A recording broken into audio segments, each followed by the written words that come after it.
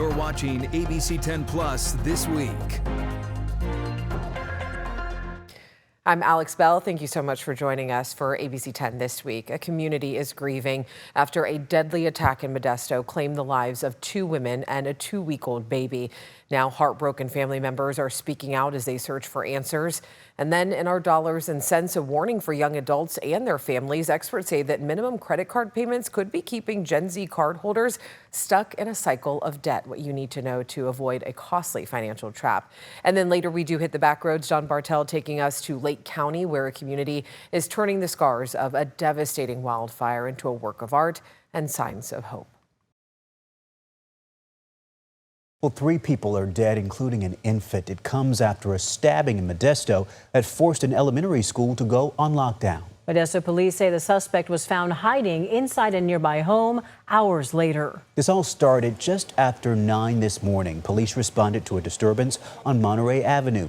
Investigators say they found a 23-year-old woman dead outside the home.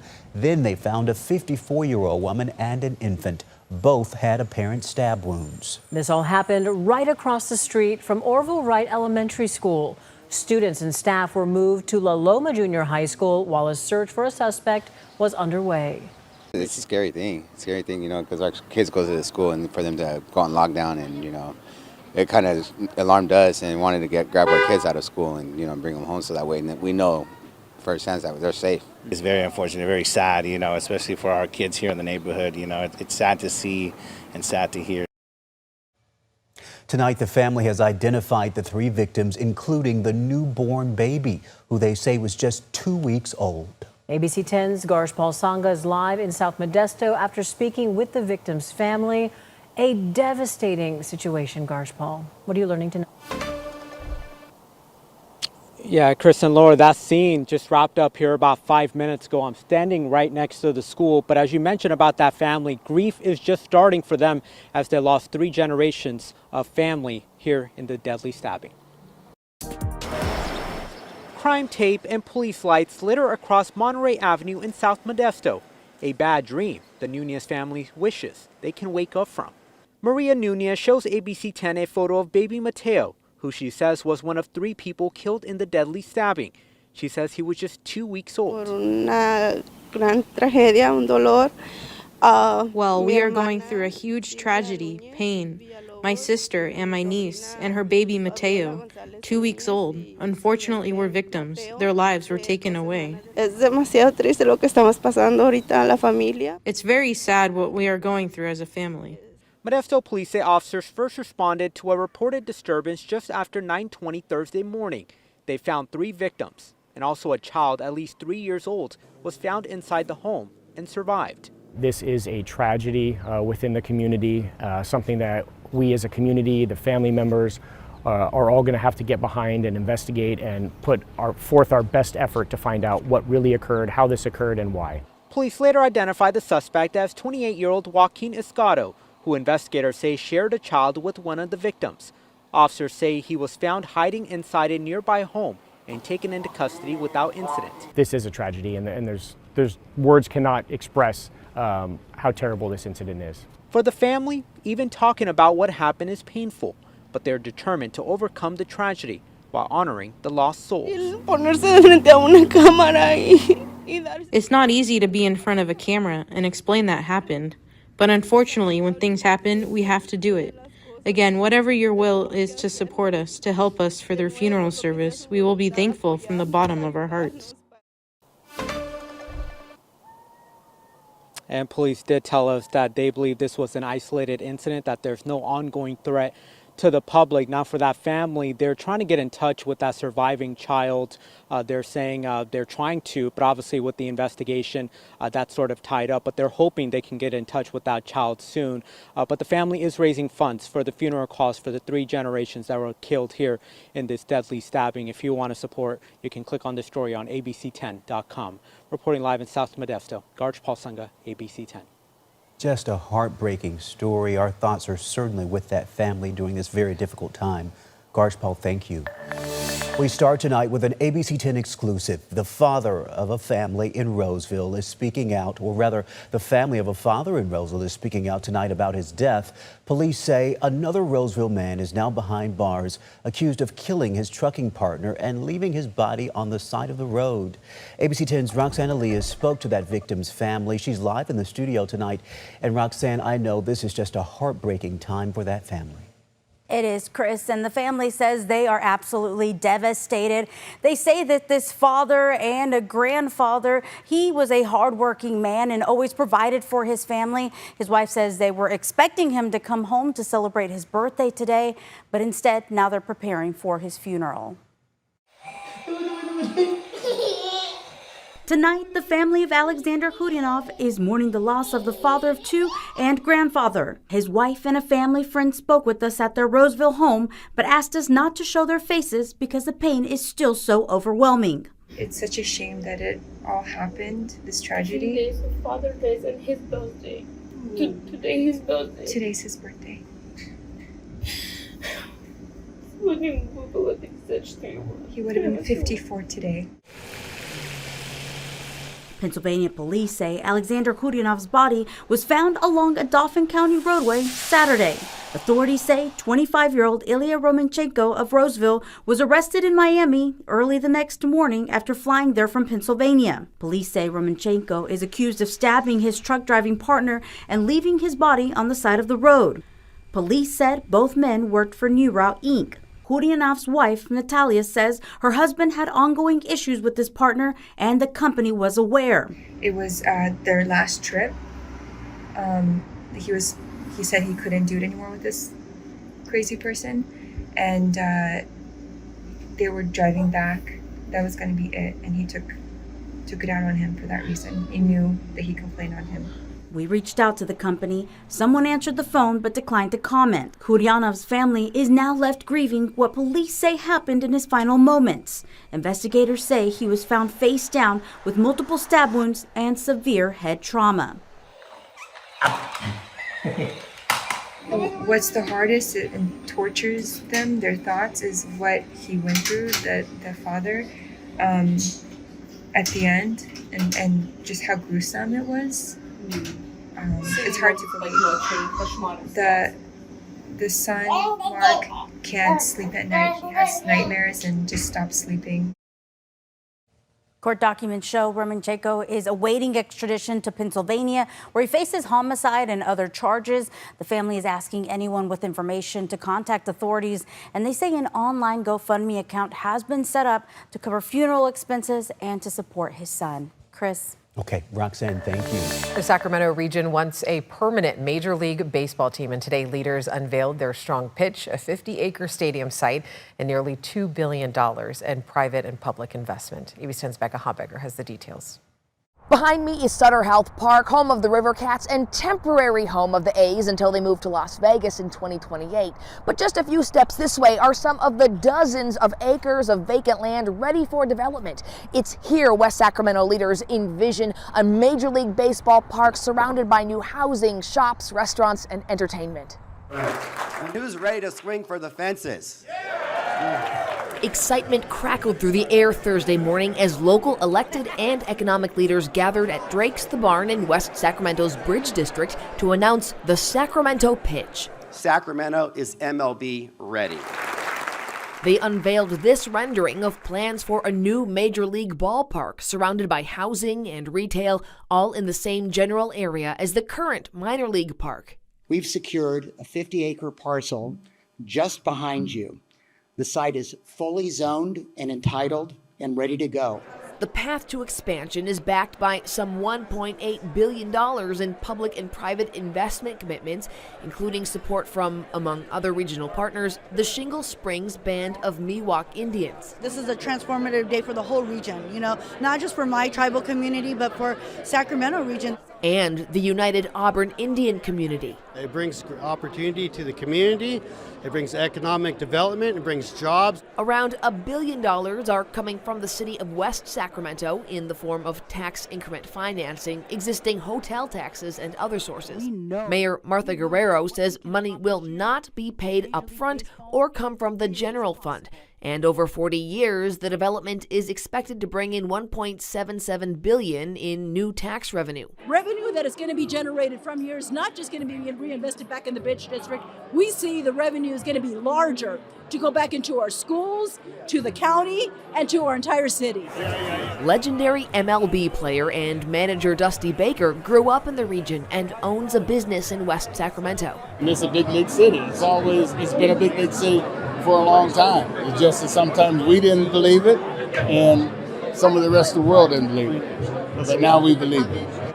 He's on the Sacramento Pitch Steering Committee along with Barry Broom, president and CEO of the Greater Sacramento Economic Council. We land Major League Baseball. No one will ever consider Sacramento an underdog town again.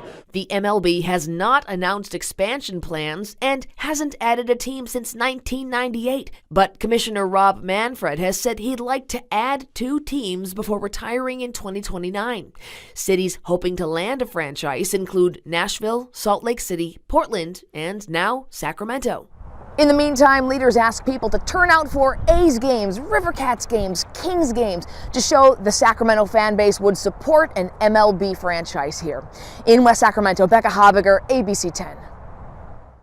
And if you'd like to watch the full announcement, you can stream it now on our free ABC10 TV streaming app. In tonight's Dollars and Cents, a new report shows nearly 6 in 10 Gen Z cardholders, people ages 14 to 29 right now, typically pay just the minimum on their credit cards. Experts say while paying only the minimum is one of the worst credit card bad habits, it's not the only one cardholders make. It's not just about getting out of the cycle, but it's staying out of that cycle. Breaking from the cycle of debt is a struggle for many Americans, especially those with credit card debt. A new report by LendingTree finds nearly 6 in 10 Gen Z cardholders, born approximately between 1997 and 2012, typically pay just the minimum on their credit cards. Can you break down for our viewers any risks that are involved with that, any downsides or negative effects? A very common misconception is that you have to carry a balance month over month in order to show that you're utilizing the credit card. But the risk to just paying minimum payments or to carrying over balances month over month is that when we're just paying the minimum, we're leaving that rest of the balance that we're carrying on those cards to be charged by the interest rates. Daniela Alvarado, Senior Program Manager of Financial Education with Golden One Credit Union, says credit card interest rates are high these days, anywhere from 20 to 35%. The longer that we carry our credit card balances, the more time we're giving the interest to start compounding negatively so that our balances grow. Alvarado says other credit card bad habits include carrying large balances month to month, not paying off their full credit card balances, using their credit card to pay for daily expenses, and not having a solid plan for paying off those charges. That's how a lot of people get overwhelming amounts of credit card debt. And it's really, really hard to get out of once you're kind of stuck in that cycle. Alvarado encourages you to take a close look at your credit card statements. Know your balances and what your payments are. And don't hesitate to get help. We have links to those resources on our website, abc10.com. Just click on this story. You can stream all of our Dollars and Cents coverage on the free ABC10 app and email me your money questions at lpainter@abc10.com. Tonight, as California lawmakers work to pass a balanced budget, a new tax on corporations and digital software is facing opposition. As always, thank you so much for joining us on To The Point. I'm Alex Bell. Critics say the tax could increase the cost of living for everyday Californians. ABC10's Jeannie Nguyen is here to explain the push behind the tax. Well, Alex, as we've reported, the state is currently bringing in a lot of revenue from the successful AI boom and stock market. Governor Gavin Newsom acknowledged that is not steady income, and that's why he's introduced this new tax. But the California Taxpayers Association and major manufacturers warned that this could hurt the state more than benefit it. It's not good news for affordability for Californians. The California Taxpayers Association is referring to Governor Gavin Newsom's tax policy proposals. In order to reduce any potential for a budget shortfall for the upcoming years, Governor Newsom is proposing new taxes, including imposing a sales tax on digital pre-written software and limiting the amount of tax credits a corporation can use per year. It's a $6 billion a year tax increase, and it's on software downloads It's on business-to-business transactions, which ultimately means consumer prices will increase. The manufacturing and technology industries would be impacted most if these proposals pass. The California Manufacturers and Technology Association, who represents major corporations in the state, say this would have a negative effect on the state's economy. We're all using software in our business-to-business transactions. We're using software internally at our companies, and the impact would be felt throughout the economy, which would be adding costs at a time when affordability should be the priority in addressing that issue. Arguing that if the legislature approves the governor's proposal, the plan could end up backfiring. They're looking at ways to continue their companies. Some of those strategies include relocating. While the goal of the proposal is to bring in steady revenue for the state, during the governor's budget revision presentation earlier this month, Newsom acknowledged the changes to the tax policy and credits will help support smaller businesses. Helping support startups, small businesses, and then try to level the playing field with big corporations by simply capping the tax. With the increased revenue coming into the state, instead of creating new taxes, the CTA suggests budgeting. There are some places you could cut back a little. Clearly not every pothole has been filled, well. There's the high-speed rail still out there costing money, the Capital Annex project. And I reached out to the legislative leaders in the governor's office about concerns over higher consumer costs and companies leaving the state. Democratic Senator John Laird says it's the Senate's understanding that the proposals are intended to protect consumers, support small businesses, and maintain a strong economy, adding that lawmakers will review the impacts to avoid unintended consequences. The Assembly says it's closely reviewing the proposal ahead of the June 15th budget deadline. Alex. All right, Jeannie, thank you so much. We are exactly 1 week away from the June 2nd primary election. And as voters cast their ballots and county election leaders prepare to tally results, state leaders are discussing ways votes can be counted faster. ABC 10 State Matters political reporter Jenny Huh explains. 1 week until primary election day, but there's a request looming over county officials. A request by Governor Gavin Newsom for them to more quickly count and announce election results. I do think that the expectation is that we expedite the process. Elections officials go as fast as possible to ensure voters are not disenfranchised and that the vote is accurate. Mixed reaction from California leaders to a letter by Governor Gavin Newsom asking all 58 county election officials to expedite their vote counting. In the early May letter, Newsom writes, quote, "The longer the voting count takes, the more mis- and disinformation spreads," noting administering elections has reached a breaking point. He's putting a lot of pressure on election officials. Does speed necessarily equal more election integrity or a prevention of mis and disinformation? No. There is a need to identify a need for ongoing funding because a lot of these mandates are falling onto counties. Jesse Salinas is the Yolo County Registrar of Voters and president of the California Association of Clerks and Election Officials. Salinas says it's actually state laws that delay the vote counting process. The statutes that are currently in place have to be modified. For instance, Salinas says for this June primary, the earliest a county can certify election results is June 26th, 24 days after Election Day. That's because state law mandates a window in which voters can cure their ballots, like fix their signatures. I think that we really need to be focusing on the accuracy, the security, the transparency, and the enfranchisement of voters. I invite the governor to pick a county and go and watch the canvass procedure. And experts say California relies heavily on vote by mail, which naturally takes longer to count. They not only take longer to get mail to elections offices, but also have a rigorous verification process. Californians have chosen vote by mail. That's a lot to process. And a lot of them come in down to the wire. And per state law, as long as a ballot is postmarked by Election Day and received by election officials within a week of the election, the vote can still be counted. We're going to have to process and verify all those signatures, and that will take time. This Governor Newsom's response when asked about the letter during his budget revision presentation. Get your act together. Get these ballots, counted. No new resources in today's presentation, but absolute full commitment and cooperation with the legislature to land that in the final budget deal. Jenny Huh, ABC 10. Well, streaming now on the free ABC 10 TV streaming app, the 8 leading candidates in the race for governor are speaking to ABC 10 about their vision for the state. You can find that discussion on the home screen. After reaching out to the Point team, a Sacramento woman says that she finally got answers about why her health insurance was almost canceled. Thank you for joining us. I'm Alex Bell. She was told there was an issue with her immigration status. Despite being a U.S. citizen, she couldn't get clear answers until To The Point stepped in.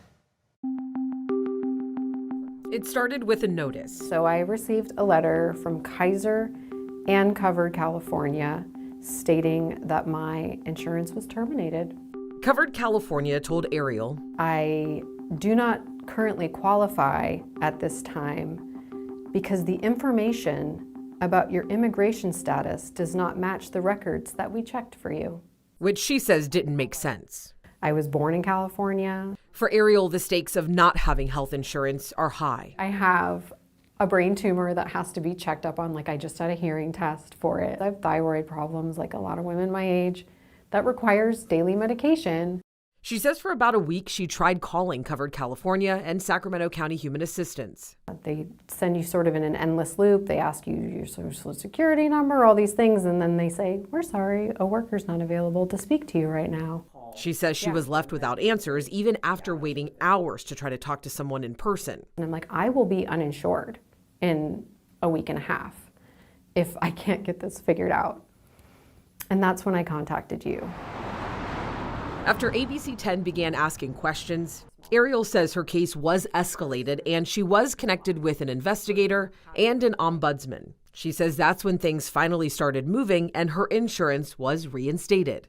If you didn't open up your Instagram messages and message me back and we didn't get on the phone, and I wouldn't have health insurance right now. The experience left Ariel asking, who else is having to deal with this? So I would really love to speak to somebody who can answer how this happened. We took Ariel's concerns directly to the state and county agencies involved. Both Covered California and Sacramento County say the issue came down to human error. Covered California says its investigation found Ariel's citizenship status was mistakenly changed in the county eligibility system. The county adds that citizenship verification is a manual process, and in this case, the worker processing the paperwork unintentionally selected the wrong option. We also asked Covered California if they're aware of other cases where people have been incorrectly flagged or if this is a common issue. They told us they are not aware of any system-wide issues. Covered California also said, while we track appeals and hearing requests, we currently do not have the ability to track the number of appeals related to administrative error. We also asked Sacramento County Human Assistance what safeguards are in place to prevent people from wrongly losing coverage. They said when individuals receive a discontinuance notice, they should contact the DHA Service Center immediately and ask for the case to be reviewed, as there could be more than one reason for a discontinuance. And Ariel, I want to say thank you so much for thinking of our team and reaching out. And if you do want to hear more on the state's and county's response and what you should do, including where you can go to find help if this happens to you, make sure you head to our website over at abc10.com and just search for this story.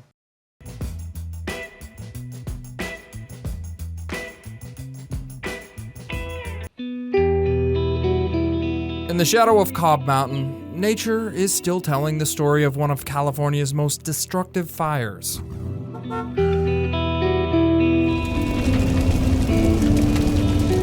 Back in 2015, the Valley Fire tore through this landscape, leaving behind thousands of burned acres and forever changing the community of Middletown. The Valley Fire ripped through our community, coming down the mountain over there, and it ended up in the park, and it destroyed everything. Along with hundreds of homes, the fire also devastated Trailside Park, home to the Eco Arts Sculpture Walk.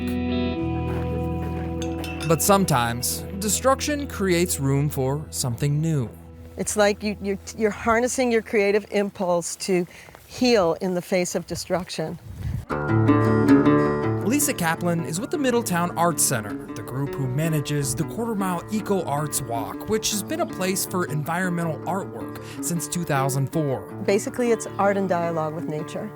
Eco art isn't just art inspired by nature, it's often created from nature itself. Most of the artwork in this exhibit is made from materials that are found in the park or natural materials otherwise. The project began as a way to make art more accessible while encouraging visitors to connect with the outdoors. Today, the Middletown Art Center recruits artists from throughout the region to create works of art that reflect Lake County's ecology, geology, and history. And just like nature itself, the exhibit is always changing. It can be temporary or permanent. It can be temporary in that it becomes part of the land again, or permanent in that it might be made of more permanent materials. More than a dozen sculptures line the trail. Some celebrate native species found only in Lake County, while others highlight volcanic landscape and local geology. But many reflect the fire that reshaped this community. Like this sculpture, which was crafted from fire-scarred trees, which serves as both a reminder and a symbol of resilience. This piece in particular is a reminder of destruction. The trees around here are a reminder of the resilience. For Lisa, who lost her home in the Valley Fire, art became a part of the healing process. I believe myself that it's incumbent upon us to harness our creative impulse to make new things when destructive things happen. Today, projects like the Reciprocity installation brings together artists, culture bearers, and community members of all backgrounds to create artwork while learning how to become better stewards of the land.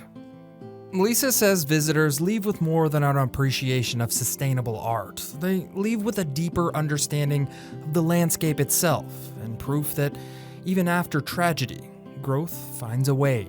Nature is amazing. Nature is awesome. And it's my job as a human walking this planet to be aware of it and to take care of it. From the Eco Arts Sculpture Walk in Middletown, I'm John Bartel. Hope to see you on the back roads.